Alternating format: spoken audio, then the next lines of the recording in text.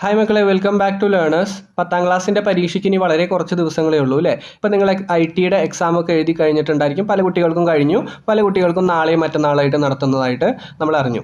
Okay, അപ്പോൾ SSLC മാത്തമാറ്റിക്സിലെ ഓരോ ചാപ്റ്ററും വളരെ ഇമ്പോർട്ടൻ്റ് ആണ്. പക്ഷേ ഇന്നത്തെ വീഡിയോയിൽ നമ്മൾ പറയാൻ പോകുന്നത് ഓരോ ചാപ്റ്ററിൽ നിന്ന് എത്ര മാർക്ക് വീതമായിരിക്കും നമുക്ക് എക്സാമിന് ചോദിക്കുക എന്നുള്ളതാണ്. അതായത് SSLC മാത്തമാറ്റിക്സ് 2026-ൻ്റെ ഓരോ ചാപ്റ്ററിൻ്റെയും വെയിറ്റേജ് ആണ് നമ്മൾ പറയാൻ പോകുന്നത്. ഓക്കെ, അപ്പോൾ നിങ്ങൾക്ക് വേണ്ടിയിട്ട് ഞാനൊരു ടേബിൾ ക്രിയേറ്റ് ചെയ്ത് വെച്ചിട്ടുണ്ട്. നിങ്ങളിവിടെ കാണാം, മാത്തമാറ്റിക്സിൽ നമുക്ക് ഫസ്റ്റ് ചാപ്റ്റർ അരിത്തമെറ്റിക് സീക്വൻസ് ആണ് അല്ലേ, അല്ലെങ്കിൽ സമാന്തര ശ്രേണികൾ എന്ന് പറയുന്ന ചാപ്റ്റർ ആണ്. അതിനകത്ത് എത്ര മാർക്ക് വന്നിട്ടുണ്ട്? 7 മാർക്കിനോളം ക്വസ്റ്റ്യൻസ് ചോദിക്കും. 7 മാർക്കിൻ്റെ ക്വസ്റ്റ്യൻസ് ആയിരിക്കും നമുക്ക് ചോദിക്കുക. ഓക്കെ, രണ്ടാമത്തെ പാഠം മാത്തമാറ്റിക്സ് ഓഫ് ചാൻസ് ആണ്. വളരെ സിമ്പിളായിട്ട് എല്ലാ കുട്ടികൾക്കും പഠിക്കാൻ പറ്റുന്ന ചാപ്റ്റർ ആണ്. അതിൽ നിന്ന് 5 മാർക്കിൻ്റെ ക്വസ്റ്റ്യൻ നമുക്ക് ചോദിക്കും.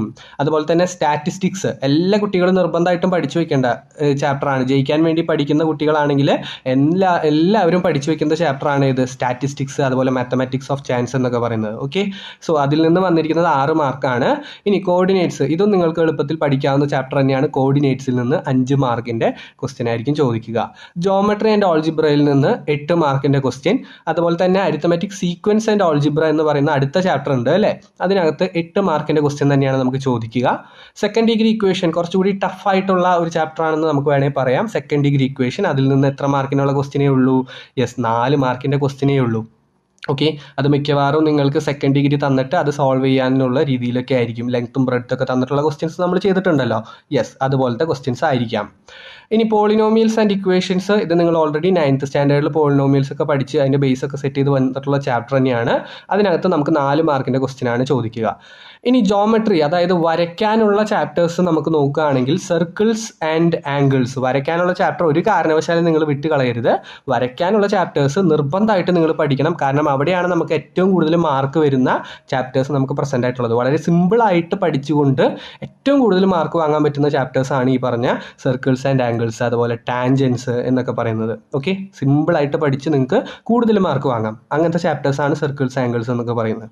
ഓക്കെ, അപ്പോൾ ടാൻജൻസിൽ നിന്ന് 7 മാർക്കിൻ്റെ ക്വസ്റ്റ്യൻ ആണ് ചോദിച്ചിട്ടുള്ളത്. അതുപോലെ തന്നെ സർക്കിൾസ് ആൻഡ് ലൈൻസിൽ നിന്ന് 5 മാർക്ക്. ട്രിഗണോമെട്രി വളരെ ഇമ്പോർട്ടൻ്റ് ആയിട്ട് എല്ലാ കുട്ടികൾക്കും ടഫ് പറയുന്ന ഒരു ചാപ്റ്ററാണ് ട്രിഗണോമെട്രി എന്ന് പറയുന്നത്. അതിൽ നിന്ന് 8 മാർക്കിൻ്റെ ക്വസ്റ്റ്യൻ ഉണ്ട്. So it is A high weightage chapter, മനസ്സിലാക്കി വെച്ചോളാം. സോളിഡ്സ്, പല കുട്ടികളും സോളിഡ്സ് ഡൗട്ട് പറഞ്ഞിരുന്നു.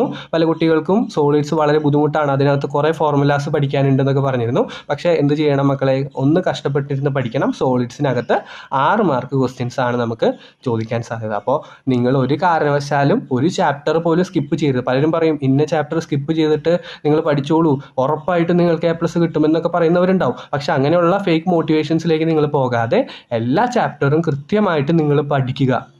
പഠിച്ച കൺസെപ്റ്റുകൾ വീണ്ടും വീണ്ടും ഓർത്തെടുക്കുക. ഒരുപക്ഷെ നിങ്ങൾ ഇന്ന് പഠിച്ചു കഴിഞ്ഞാൽ നാളേക്ക് ഒരുപക്ഷെ മറന്നു പോകുന്നുണ്ടാവും. അങ്ങനെ മറക്കാതിരിക്കാൻ വേണ്ടിയിട്ട് ഓരോ ദിവസവും കൃത്യമായിട്ട് നിങ്ങൾ റിവൈസ് ചെയ്യുക. ഓക്കെ, ചെയ്ത പ്രോബ്ലം ആണെങ്കിൽ വീണ്ടും വീണ്ടും ചെയ്ത് നോക്കുക.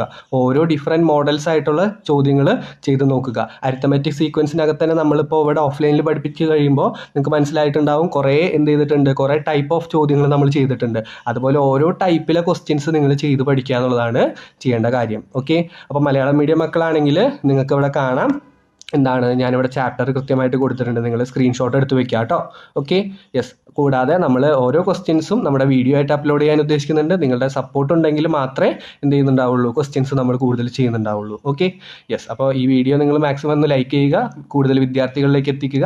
ഈ ചാപ്റ്ററിൻ്റെ വെയിറ്റേജ് കാര്യങ്ങൾ നിങ്ങളുടെ സുഹൃത്തുക്കളിലേക്ക് പറഞ്ഞു കൊടുക്കുക. ഓക്കെ, നമ്മുടെ ലക്ഷ്യം ഒന്നേ ഉള്ളൂ, എന്താണ്, കുട്ടികളെ നല്ല രീതിയിൽ പഠിപ്പിച്ച് നല്ല വെയിറ്റേജ് ഉള്ള ചാപ്റ്റേഴ്സ് കൃത്യമായിട്ട് പഠിപ്പിക്കുക. അവരെ കൊണ്ട് എന്ത് ചെയ്യിപ്പിക്കുക, നല്ല രീതിയിൽ മുമ്പോട്ട് കൊണ്ടുപോകുക.